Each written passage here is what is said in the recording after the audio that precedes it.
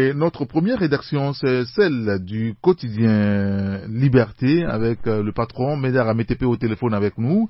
Médard, bonjour. Bonjour Eric. Et ce matin, vous revenez sur la forte mobilisation pour la marche de samedi, l'opposition qui salue la détermination des Togolais. Oui, tout à fait. Et il faut dire que depuis que la coalition de l'opposition a décidé d'étendre les manifestations sur le week-end, la mobilisation a été toujours au top et c'était encore le cas samedi où les populations se sont massivement mobilisées à Lomé et aussi dans d'autres villes à l'intérieur du pays. Et une forte mobilisation saluée par les leaders qui ont encouragé la population à maintenir le cap pour l'aboutissement de la Ligue. Et ils ont aussi salué au passage quelques victoires engrangées, notamment la levée de l'interdiction des marches en semaine ou encore l'acceptation du pouvoir de négocier avec eux.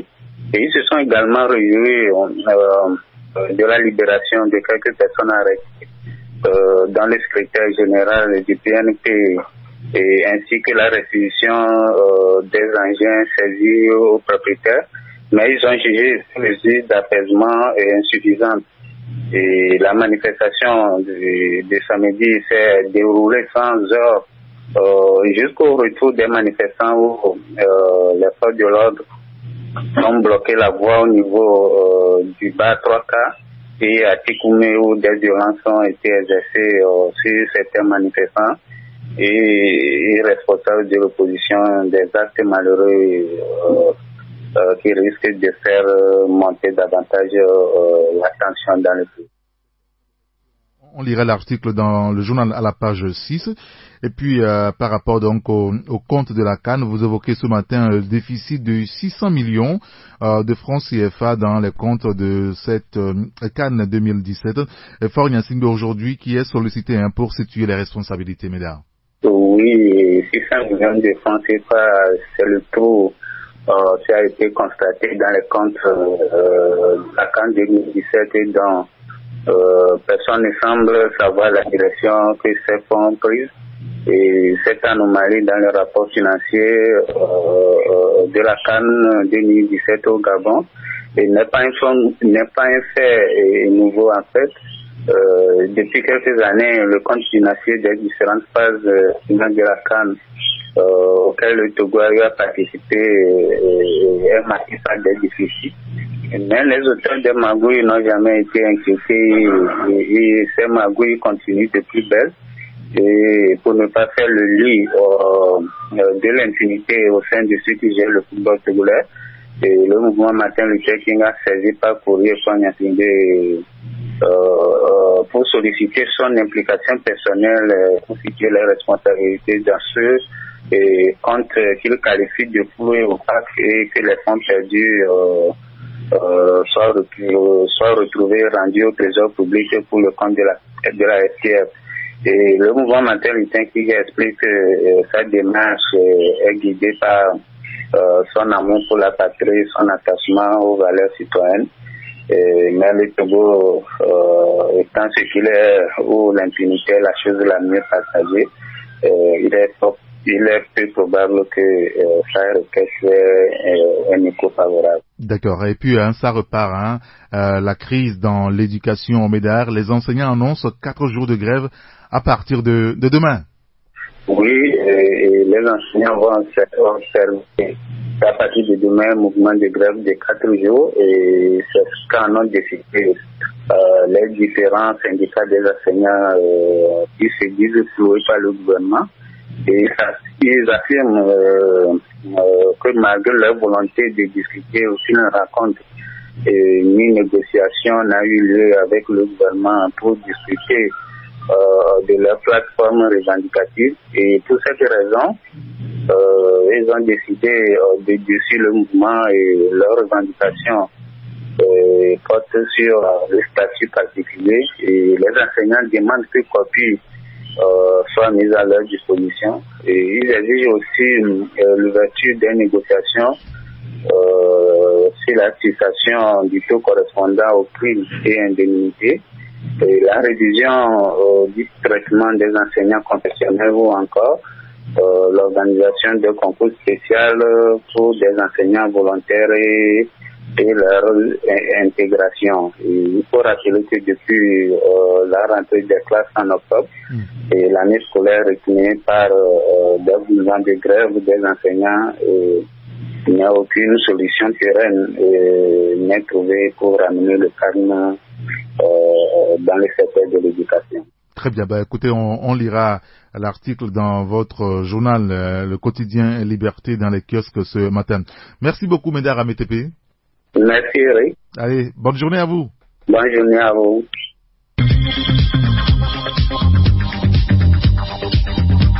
Et notre deuxième rédaction ce matin, c'est celle du Courrier de la République avec Tchakala Alérou au téléphone avec nous. Tchakala, bonjour. Bonjour, cher grand citoyen d'État Eric. Bonjour à toutes les passagères et tous les passagers de notre sympa taxi. C'est bien cela. Et puis l'édition 489 de votre journal ce matin dans les kiosques, vous revenez sur la crise, la gestion de la crise au Togo, la tête et le fauteuil de Faure Gnassingbé mis à prix par les siens aujourd'hui, c'est ça? Oui, tout à l'heure, parce que depuis que cette crise est née, on assiste à des cafouillages monstres, des cafouillages indignes d'un système qui a plus de 50 ans d'âge. Et c'est comme il y a des pôles de décision ailleurs, quand au niveau du gouvernement, certaines décisions sont prises dans le sens de l'apaisement et de permettre l'expression démocratique dans le pays. Ailleurs, c'est le contraire qu'on voit. Et quand il s'agit des marches, vous voyez, il y a certaines entraves qui sont posées, alors qu'à un certain niveau, on rassure les manifestants, on rassure les leaders que toutes les dispositions ont été prises pour que tout se passe dans des conditions normales. La dernière fois, au niveau du carrefour situé à 3K, vous avez vu tout ce qui a agité le coin avec une forte présence policière, avec des jets de gaz lacrymogène pour disperser les manifestants qui rentraient paisiblement après cette manifestation chez eux. Et au niveau même d'Atikoumé, une leader de l'opposition rentrant après la manifestation a été enjoint de ne pas emprunter la bretelle de Kékamé, comme s'il y avait un communiqué interdisant. Donc, franchement, il y a des cafouillages, les cas sont là, il y a Mango, il y a Bafile Sokodé, et tout récemment encore, le week-end dernier, à Niamtougou. Donc, j'estime que au même moment où, au niveau du gouvernement, patronné par le président de la République, certaines décisions se prennent, au niveau de certaines structures, d'une certaine loge affiliée au parti au pouvoir, il y a des décisions contraires qui sont prises. À quelle fin? Sûrement des fins peut-être de fermenter un peu les ressentiments contre le pouvoir de Faure, afin d'amener la population à le vomir une fois de bon et qu'il peut-être dégage de la présidence de la République tout à l'heure, vu ce qui est en train de se planifier. Donc, et à cette allure, il est fort probable qu'une chienlit se développe comme il se doit dans le pays, parce que on ne sait plus qui est qui et qui prend quelle décision, et quelle décision a le droit de citer dans le pays. Donc, franchement, dans un pays où les choses se passent comme ça, il y a de fortes chances que, on assiste à un cafouillage qui, peut-être avec le temps, prendra le dessus sur une certaine volonté d'aller au-devant et de trouver des solutions à ce que nous vivons dans le pays. D'accord, très bien. Écoutez, on lira l'article à la page 3. Vous précisez également que l'autre pôle de décision pour assurer la perte du président, c'est à découvrir dans votre journal. Et puis le spécial Gilles Christ au Olympio, retrait et clash, est cela forcément des conséquences, Tchakala? Oui, les conséquences doivent être nombreuses. D'abord pour son parti, parce que maintenant la conviction politique n'existe plus. C'est une question d'intérêt. Vu la façon dont le président de l'UFC a claqué la porte au nez de son allié, je crois que le parti au pouvoir va vouloir régler des comptes au vieux patriarche de la politique en essayant peut-être de vider entièrement le parti de sa substance en proposant des choses au cadre de son parti, et ceux-là qui sont peut-être enclins à des brillants, à des intérêts égoïstes et personnels pourront mordre à la mission que le pouvoir leur tendra.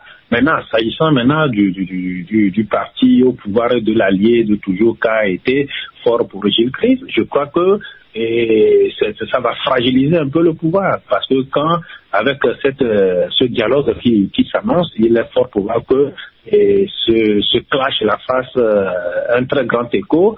C'est comme un séisme qui s'est produit et l'onde de choc doit être ressentie à des milliers de kilomètres tout autour. Donc, ce n'est pas un acte anodin, c'est un acte fort de symbole, et les signaux sont là. Et il faudrait que les gens, de façon responsable, prennent la hauteur d'analyser ce que ce clash peut engendrer dans la situation politique actuelle. Donc, je crois que loin de minimiser la portée de ce acte posé par le président Gilles Christ Olympio, il y a lieu aussi de dire que c'est la fin d'une alliance faite de mépris, de roublardise et d'une certaine je m'en foutisme, parce qu'on n'a pas été sincère vis-à-vis des engagements qui ont été pris. C'est un chronogramme qui a été préétabli, mais on ne s'est pas donné les moyens de respecter ou bien de faire avancer le processus suivant l'accord qu'on a créé. Quand on ne respecte pas les accords, c'est de pareilles situations qui parviennent, et bon, vous voyez, ceux-là qui ont fait le dos rond auront à le payer cash à présent. Alors, vous revenez sur le cas de Sokodé et de cette vidéo qui a circulé sur les réseaux sociaux ces derniers jours, une vidéo qui choque, à votre avis, le chef spirituel et son fils Nasser dans un crasseux rôle finalement. Oui, c'est une vidéo qui a fait presque tout le tour du pays et même de certains pays avoisinants. Et cette vidéo, telle que la vidéo ou bien le reportage de CNN a ému, c'est comme ça que cette vidéo a aussi ému certaines consciences chez nous. En fait, le chef spirituel de la ville de Sokodé et son fils se sont donnés à une très curieuse torture infligée à une pauvre dame. Il paraît que cette femme aurait tenu des propos désobligeants à l'endroit du chef spirituel et de son enfant. Et maintenant, la sanction, elle a été nette.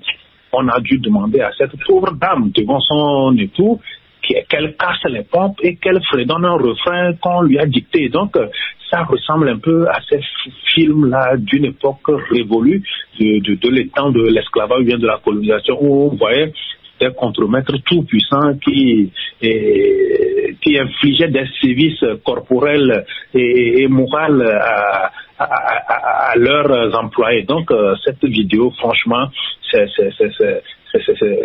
fait mal, ça choque les consciences, et je crois que le protégé de Malouro, son fils n'est pas son premier fait d'armes.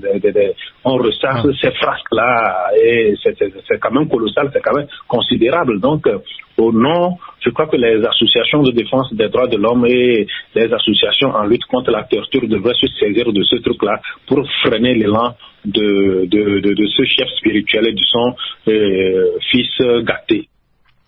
D'accord, on lira tous ces sujets dans votre journal courrier de la République. Mais Tchakala, juste un mot sur le bitumage de l'axe Notchen-Toou, frontière Benin. Qu'est-ce qui se passe encore à ce niveau?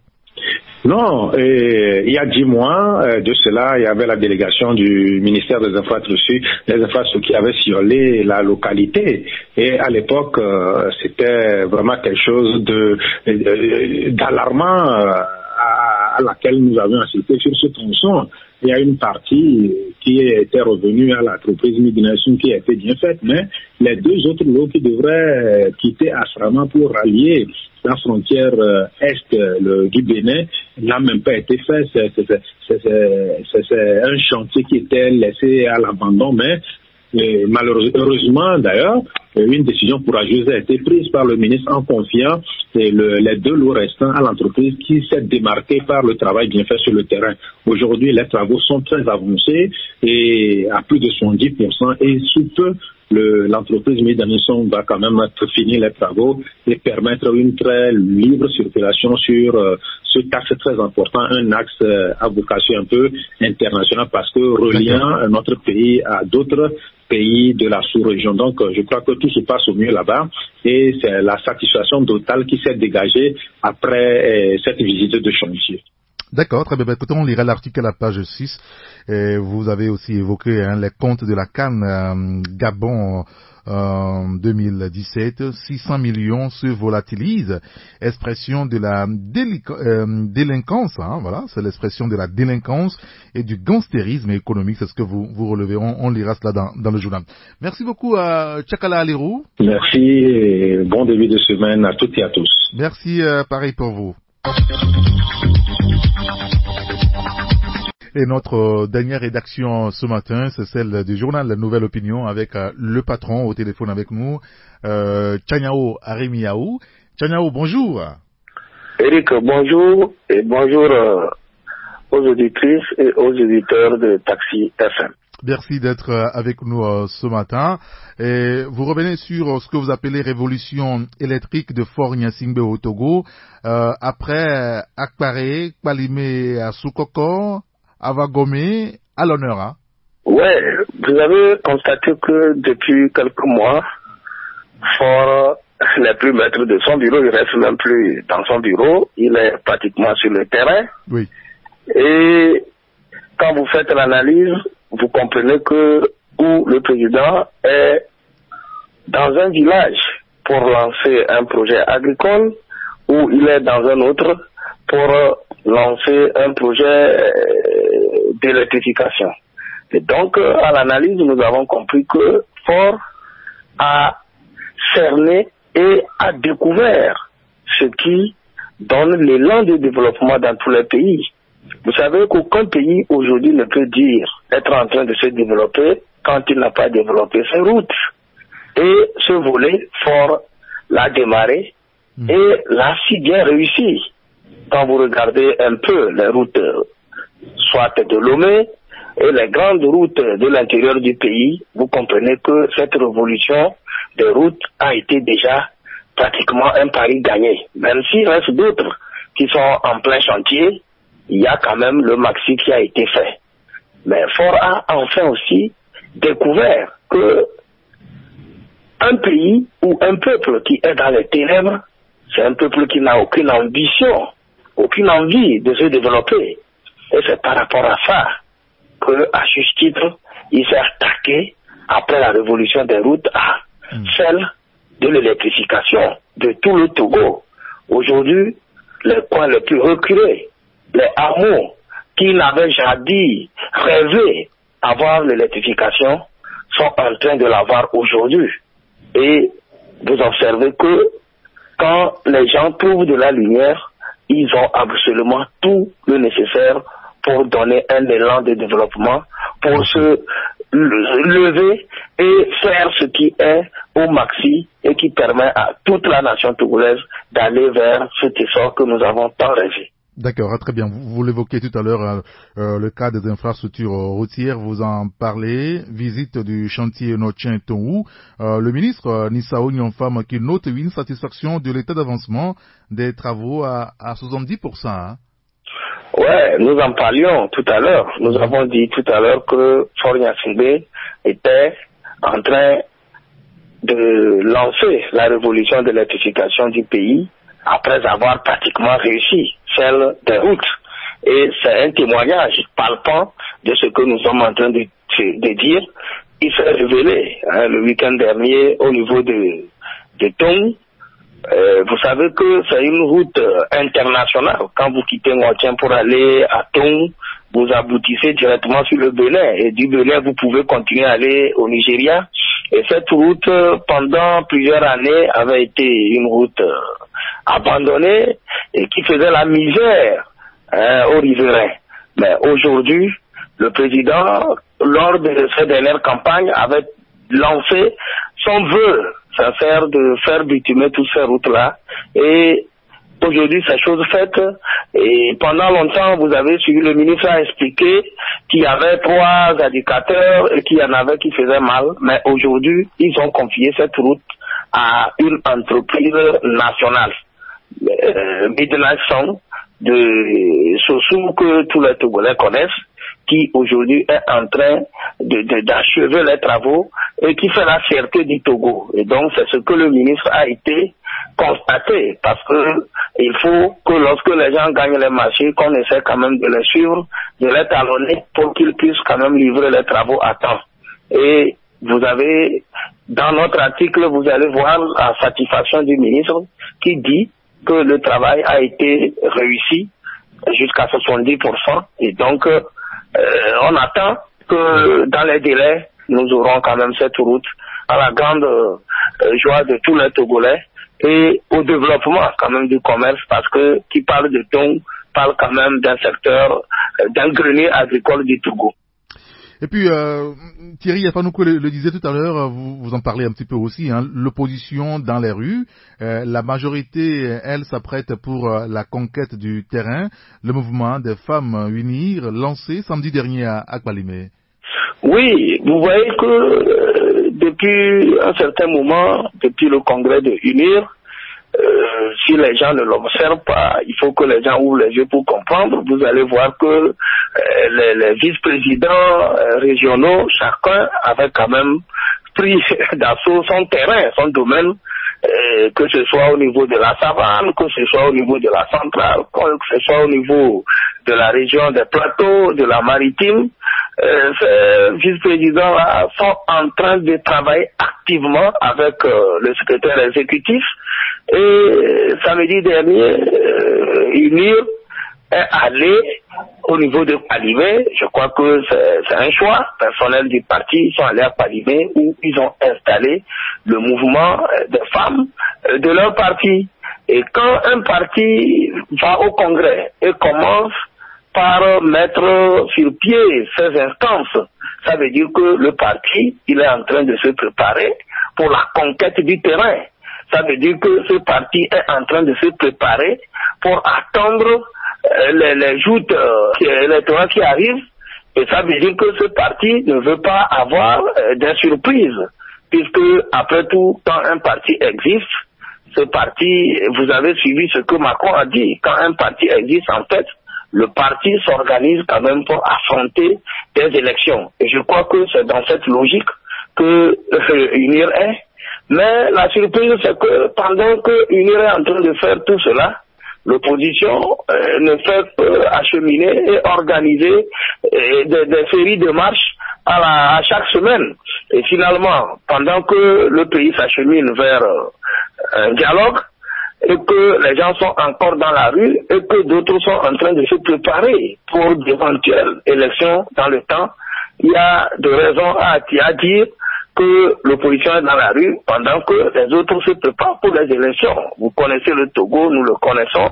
Et quand des situations comme ça se présentent, on risque, à terme de certaines élections, de nous retrouver avec des partis politiques qui seront là à se plaindre, oubliant que pendant que les gens travaillaient le terrain, eux, ils avaient choisi peut-être de travailler, peut-être dans la rue ou à autre chose. Autrement dit, quand on est dans la rue, qu'on n'oublie pas également aussi qu'il y a un terrain politique où beaucoup de choses se jouent, où on aboutit toujours à des élections. Voilà ce que nous avons développé dans ce temps. D'accord, très bien. Ben, écoutez, on lira tout cela dans votre journal Nouvelle Opinion, dans les kiosques ce matin. Merci beaucoup Tchanyao Aremiao. Oui, merci. Merci à tous les auditeurs. Bonne journée. Bonne journée à vous également.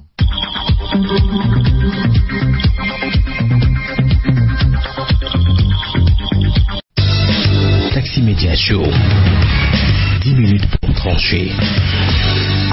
10 minutes pour trancher. Notre invité ce matin, c'est le pasteur Edo Komi, le président du mouvement Martin Luther King, la voix des sans-voix, qui est au téléphone avec nous déjà. Pasteur Edo Komi, bonjour. Oui, bonjour Eric. Merci de nous avoir rejoints sur la radio. Pourquoi jugez-vous important, pasteur, d'écrire au président de la République Faure Gnassingbé au sujet des comptes de la CAN 2017? Ouais, justement, le compte qui a été rendu la semaine dernière pour nous est opaque, truffé d'insuffisances notoires. Pour cela, nous avons estimé quand même que il faut nous adresser au chef de l'État parce que c'est lui, le président de la République, et qu'on ne peut pas se permettre chaque fois que les éperviers participent à Wincan de se retrouver dans le même travail, c'est-à-dire le compte mal fait et que dont personne ne saurait justifier pourquoi il y a toujours chaque fois ces écarts. Alors, en lisant le courrier, cette lettre ouverte au président de la République, on a le sentiment que vous êtes un petit peu exaspéré, un petit peu dépassé aussi par les événements successifs dans le football togolais. Mais non seulement nous sommes exaspérés, mais c'est le peuple togolais qui est exaspéré. Nous avons, dans ce courrier, nous avons retracé les pages noires de l'histoire du football togolais depuis 1998. On se rappelle ce qui s'est passé à Cabinda, à Lungui, et en Afrique du Sud, et plus récemment au Gabon, où les différentes commissions mises en place tournent le peuple togolais en bourrique, et surtout que le contribuable, le peuple togolais qui chaque fois s'engage à contribuer pour la réussite des participations des éperviers à la CAN. Mais malheureusement, nous avons constaté que surtout pour 2013 et 2017, vous savez, pour 2017, la somme mobilisée est de 4 milliards. 4 milliards pour un seul tour. Nous avons été éliminés au premier tour, alors que en 2015, la Côte d'Ivoire a mobilisé 3 milliards pour aller en finale. Donc vous comprenez quand même, pour nous, chaque fois que les éperviers sont qualifiés, ça aiguise les appétits, les appétits voraces de ces individus-là qui sont toujours les mêmes et qui commettent les mêmes erreurs, mais qui ne sont jamais impunis. Cette fois-ci, nous estimons quand même que le chef de l'État doit taper sur la table pour que le compte, au moins les 600 milliards qui sont volatilisés, puissent être reversés au peuple togolais, parce que c'est le contribuable togolais, justement. Et vous attendez aujourd'hui une réaction ferme du président de la République, c'est ça? Ah, mais il a intérêt à réagir de toutes les façons. Nous avons fait honneur au chef de l'État parce que nous n'avons pas voulu dépasser les bornes. Donc, pour nous, il y a une manifestation qui sera prévue au cas où le chef d'État ne réussit pas, parce que le peuple togolais tout entier dans son ensemble nous sollicite, nous demande qu'est-ce qu'il convient de faire pour que, au moins cette fois-ci, les 600 millions là, la fête de 600 millions ne soit pas seulement, ne se limite pas seulement à des excuses, à des mea culpa, et qu'on promette que la prochaine fois, on va mieux faire. Je crois que c'est assez pour le football togolais et que il va falloir quand même que le peuple tout entier se mobilise pour cette cause. Et vous pensez aussi saisir la justice togolaise? Oui, mais naturellement, parce que c'est le contribuable togolais. De toutes les façons, les dépenses non justifiées, et d'ailleurs, raison pour laquelle le cabinet de Mme Bito Nathalie n'a pas certifié le compte, ce qui veut dire qu'elle a constaté, même les 600 millions dont on parle, c'est peu. Elle a constaté que vraiment, il y a des insuffisances, et il va falloir quand même que les responsables, ces différentes commissions mises en place, puissent dire la vérité aux Togolais. Sinon, nous saisirons la justice, parce que nous avons tous les éléments maintenant, avec le refus de certification du cabinet, nous avons tous les éléments pour pouvoir saisir la justice.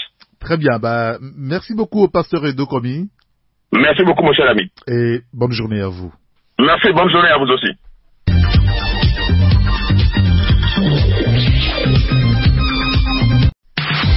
Taximédia Show, la clause Molière, c'est la chronique du professeur Cyr.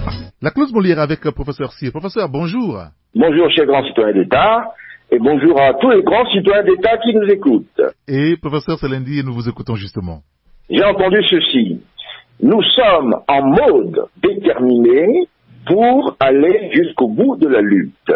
Nous sommes en mode déterminé pour aller jusqu'au bout de la lutte.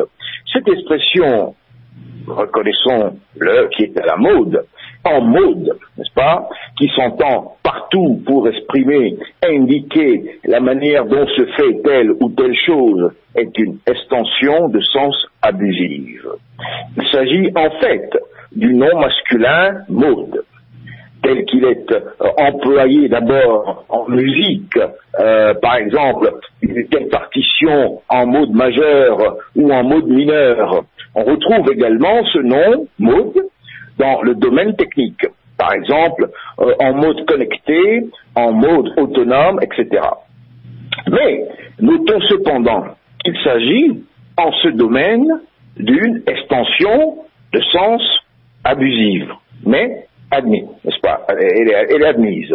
Dans ce cas, en dehors de ces deux domaines, il convient de proscrire ces tours de langage, y compris dans le langage familier, n'est-ce pas?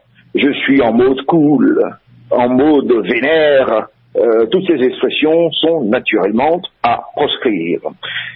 Sinon, la conjonction sinon, sinon, en un seul mot, S-I-N-O-N, qui signifie si ce n'est sans quoi ou encore faute de quoi, est souvent employé de manière fautive dans des phrases comme, par exemple, vous me demandez comment je vais, et je vous réponds, et puis je vous dis, sinon chez vous. On entend très très souvent ça. Et sinon quoi de neuf, sinon vous ça va. Ce disant, on ajoute au sens vrai de sinon, de cette conjonction, celui de par ailleurs, celui de d'autre part, que la conjonction sinon n'a pas, n'est-ce pas? Il s'agit bien entendu d'un emploi fautif, d'une extension de sens abusive qu'il convient de proscrire au plus vite. J'ai lu d'autre part ceci, est assez incroyable, sur les réseaux sociaux. Le départ de Faure est pour incessamment sous peu. Le départ de Faure est pour incessamment sous peu. Bon, d'abord, incessamment sous peu est un pléonasme, car incessamment et sous peu indique la même idée. Incessamment a deux significations, c'est-à-dire d'une manière incessante, sans interruption, et aussi sans délai, tout prochainement. Par ailleurs, l'adjectif incessant dont est tiré incessamment et qui, lui, fait l'objet d'un emploi fautif dans des phrases comme leur arrivée est incessante ne signifie pas sous peu, ni sans délai, ni tout prochainement, mais plutôt qui se poursuit sans interruption, qui se répète très fréquemment. Voici la formulation correcte de la phrase. Le départ de Faure est imminent. À propos de cet adjectif imminent, j'y reviendrai tout à l'heure dans la revue de presse. D'accord. Cette autre phrase que j'ai entendue sur une chaîne de télévision française. Il faut mieux expliciter notre politique économique. Il faut mieux expliciter notre politique économique. Bon, il faut savoir que le verbe expliciter, souvent employé à tort et à travers, signifie rédiger ou énoncer de façon claire et précise ce qui était implicite. Ce verbe s'emploie surtout dans le domaine du droit pour préciser qu'un document est rédigé de telle sorte qu'il ne présente aucune ambiguïté. C'est donc une erreur de donner au verbe expliciter le sens expliqué, qui lui signifie faire comprendre, exposer avec clarté et faire connaître la cause, les motifs de tel ou tel fait. En bon français, on dira donc il faut mieux expliquer notre politique économique. J'en viens immédiatement à la revue de presse. Dans Togo Matin, dialogue retardé, à qui la faute? Dialogue retardé, à qui la faute? Dans l'éditorial, il y a ce passage. En tout cas, aucun signe d'ouverture très imminente du dialogue n'est pas perceptible. Aucun signe d'ouverture très imminente du dialogue n'est pas perceptible. Bon, deux choses ne vont pas dans cette phrase. Il faut savoir que imminent, j'en suis, est un adjectif qui est en général employé pour annoncer quelque chose de mauvais, un danger, ce qui menace, n'est-ce pas? Mais lorsqu'on l'emploie quand même par extension pour signifier ce qui est sur le point de se produire, on évite en bon français de le faire précéder par le superlatif très. Bon. Ensuite, aucun n'est pas, on revient un peu à dire nul n'est pas, personne n'est pas, rien n'est pas. On dira en bon français ceci. En tout cas, aucun signe pressant d'ouverture du dialogue n'est perceptible. Dans le correcteur, il y a ceci. Risque d'étouffement de l'élite intellectuelle de l'armée dans l'œuf. Risque d'étouffement de l'élite intellectuelle de l'armée dans l'œuf. Il faut savoir qu'il y a des expressions figées qu'on ne sépare pas, qu'on ne divise pas. On dira donc en bon français ceci: risque d'étouffement dans l'œuf. Vous voyez que toute l'expression est conservée, hein, je l'ai maintenue. Risque d'étouffement dans l'œuf de l'élite intellectuelle de l'armée, et j'en ai terminé, monsieur le grand citoyen d'État. Très bien. Mon cher professeur, merci beaucoup pour votre disponibilité chaque matin à être avec nous. Je vous en prie, et bon début de semaine à tous les grands citoyens d'État de ce pays. Allez, bonne journée, professeur. Allez, au revoir.